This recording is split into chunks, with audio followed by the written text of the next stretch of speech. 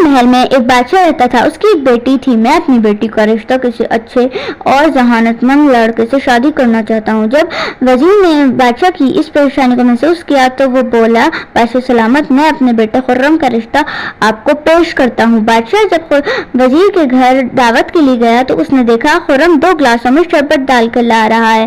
بادشاہ نے سوچا کہ اگر خرم نے پہلے شربت بادشاہ کو دیا تو وزیر ناراض ہوگا، اور اگر وزیر کو دیا تو میں ناراض ہوں گا۔ تبھی خرم نے اپنی ذہانت کا استعمال کیا اور اپنے ابا جان سے کہا،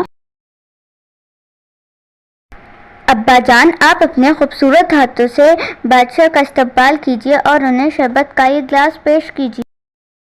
بادشاہ یہ سب دیکھ کر بہت خوش ہوا اور بادشاہ نے خرم سے کچھ سوال کیے۔ خرم، یہ انگوٹھی میرے لیے بہت قیمتی ہے، کیا تم بتا سکتے ہو کہ اس قیمتی انگوٹھی کی کیا قیمت ہوگی؟ بادشاہ کا یہ سوال سن کر خرم بولا، نہیں بادشاہ سلامت، میں نہیں جانتا۔ اس انگوٹھی کی قیمت میری پوری سلطنت کے برابر ہوگی۔ جب خرم نے یہ بات سنی تو وہ بولا، بادشاہ سلامت، واقعی یہ تو بہت قیمتی انگوٹھی ہے۔ خرم، کیا تم بتا سکتے ہو اس انگوٹھی سے زیادہ قیمتی چیز کیا ہے؟